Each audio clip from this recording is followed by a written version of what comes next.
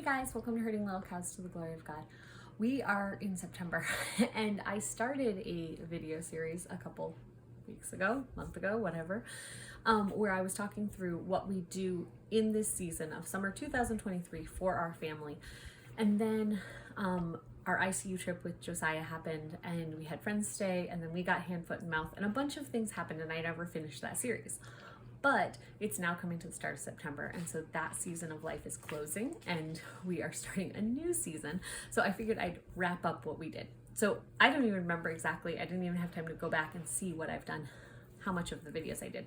But I know I went through breakfast and our Bible time, and then I did a separate video on what our Bible time looks like. So for summer, what we've been doing is when Bible time finishes, we go outside because we've been trying to really spend a lot of time outside this summer, really live with the seasons and get a lot of vitamin D, a lot of good playtime and all of that stuff while it's summertime, focusing less on school, like sitting down with the workbooks, and more on giving the kids chances to do hands-on learning, going out and doing things, being with people. So our after Bible, which ends around 9:30, 10, depending on the day, we go outside.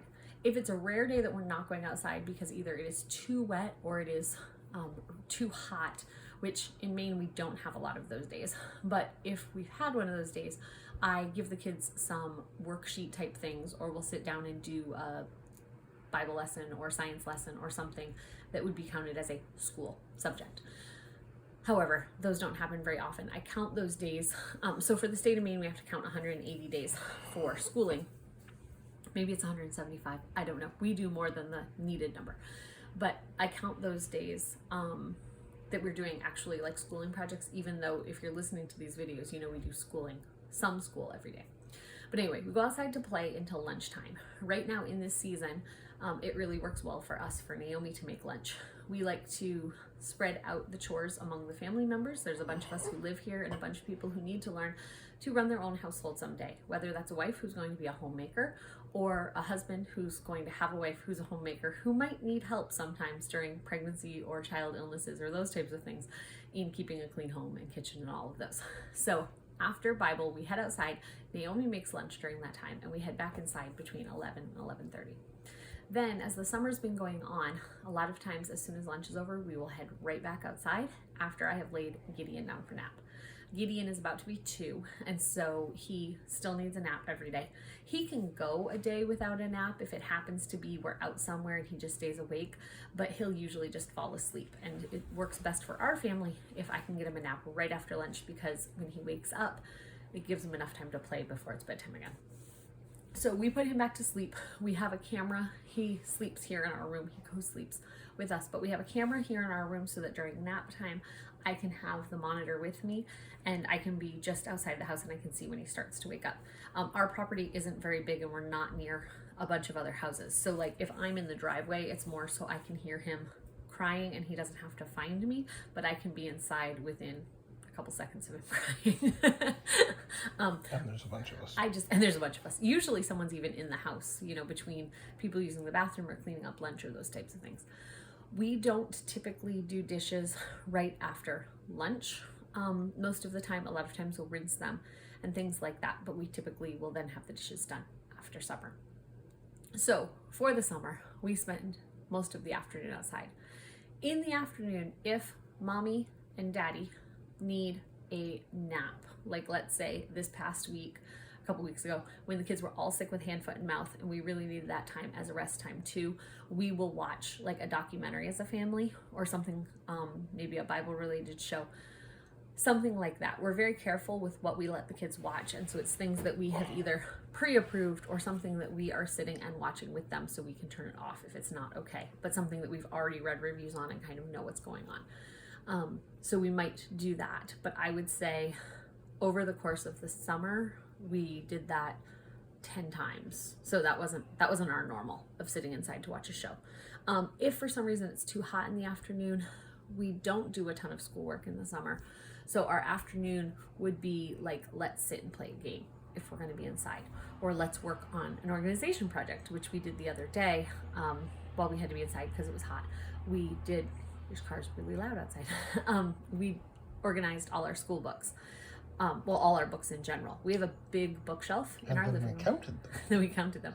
But we have a big bookshelf in our living room, and from when we had come home from Tennessee, some books had gotten put in different places, and so we moved all of the books we could find into the living room. And then the kids counted them, and we have a little over 600 books. So what did we do later that day, or the next day when we finished that project? We went to the library and we got more books because 600 wasn't enough. We really like books around here. So then we typically come in the house around 3:30 or 4. I will come in to put in stuff for supper, and the kids will usually stay outside with Daddy at that point while I come in to put something in. So that might be, cooking up some chicken. So putting chicken in the pan, put some seasons on, throw it in the oven. That type of thing. Something that's going to take a little bit longer for supper prep. And then we all come in the house typically around 4:15, and then I'm able to finish off the supper, make the rice, make the pasta, do the other stuff that has to go with it. Our summers are pretty laid back. We spend, maybe 2 or 3 days a week working on some type of project that we're going to do. So maybe it's cleaning out the garage. Like the other day we helped Grandma take down the pool, that type of thing. But we do have a lot of time where we just play, and that's our summer routine. So when we come in for the night, we do supper. I didn't say, at lunchtime we do something. We told you about Global for our morning time. For lunch we do bedtimemath.org, I think it is. And so every day there's a math question. So today's question was about this really pretty cake that looked like a peacock, and it had cupcakes, not pancakes, had cupcakes that went with it. And so there were questions for the little ones, like if your frosting is white and blue and green and orange, how many colors did you use? And then it goes all the way up to Samuel had to figure out that if the top layer of the cake was 3 inches diameter, right? Something like that. Yeah. 3-inch radius, Yeah. and the next one was 4-inch radius, and the next one was 5-inch radius. Does the bottom one have more or less cake than the top two? So that was the types of questions that they have to figure out. And it's very good because it helps introduce concepts in a way that it's like a real world math problem. Some of them are about an event that's happened that day. Some are about like, today's National Pie Day. Let's talk about pie. National Hot Dog Day, like all kinds of stuff. So anyway, we do that at lunchtime. And then at supper time, we're learning about the orchestra right now. So my mom is part of the volunteer orchestra here in our community, not a professional thing or whatever, but she plays the cello. My kids are really interested in it. So we have we've been reading through a book that tells you about the different instruments and then tells you a song to look up online to show that instrument. So if it talks about a trombone, it's going to give you a song that emphasizes the trombone. And we've just been having a lot of fun with that, especially on the nights Grandma's here with us. We talk about the instrument and why it's played like it is and all of that, and then we listen to the music. So we've been having a lot of fun. We actually just finished that study the other day. We're going to be doing a study of composers with Grandma on the nights she's here. It's through the same book we were using, but we want to do that with Grandma. So on the nights that Grandma's not here, we are going through a book we have that talks about the story behind a hymn. So we did More Love to Thee the other day, which was by Elizabeth Prentice, and it tells about why she wrote that song, a little bit about her life. So that's just neat to read through. So we're incorporating school in all of our subjects. I realized the other day I was listening to a podcast about morning basket time, which I was like, wow, that's really cool. I wonder where I could fit that in my day of having a basket time. And then I realized we do it at all the meals because we are sitting together, and so we do a school subject during that time. We're also getting into a routine of practicing Bible verses during that, but Mommy's been very slow at remembering to do that at the meals. That's Mommy's fault, not their fault. So then after supper, we eat supper at 5. And I know this is going to sound early for a lot of people, but my kids wake up really early. So we do supper at 5. We do supper cleanup, and then Samuel washes the dishes while I put people in pajamas, and Mark is supervising the other children at the time to make sure wrestling matches don't break out or anything like that. And we typically pray about 6:30 as a family. So we start with the youngest one, who is Gideon. He just started praying with us, and I'll tell him to, you know, follow me. And so I'll say thank you, and he says thank you, God, for food, and sometimes he'll sign it. So he goes, and then Malachi, and we go up the line. Josiah prays the longest. Josiah prays for anybody and everybody. If he's told you he's going to pray for you, he has been praying for you. And he occasionally will put one of his younger siblings to sleep. And so at 6:30, the prayer time usually goes about 15 minutes. And then we all give hugs, and we send the kids off to bed, where they are allowed to sit at the edge of their bed, like either on the floor next to their bed or on their bed, and they can look at books, they can play like solitaire, they can play card games by themselves, they can do puzzles. They can't be interacting with each other, but they can be doing something quiet on their bed, maybe drawing a picture. Any of those things are fair game, and when they fall asleep, they fall asleep. Some of them are out within minutes, some of them are up, I think Josiah might still be up, and it's a couple hours after we put them to bed. But they have their time to do their thing, and it's not a forcing them to stay in their bed because they've got something to do, if that makes sense. So that is the little ones. Samuel and Naomi stay up with us. Samuel till 8, Naomi till 8:30. They don't have to go to sleep right upon leaving our room, but that's their time to head out so that we can have, after Samuel leaves, we can have a discussion with Naomi.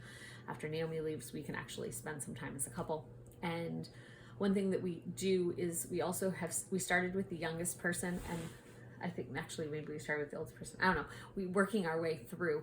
But those who don't get to stay up at night, Samuel and Naomi stay up at night. So the rest of them, they get a night up. But it's not every night we keep them up. Sorry. It's not like every night someone has a turn up.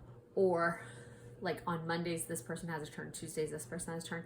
That just doesn't work for our family, and people might be tired or sick or whatever.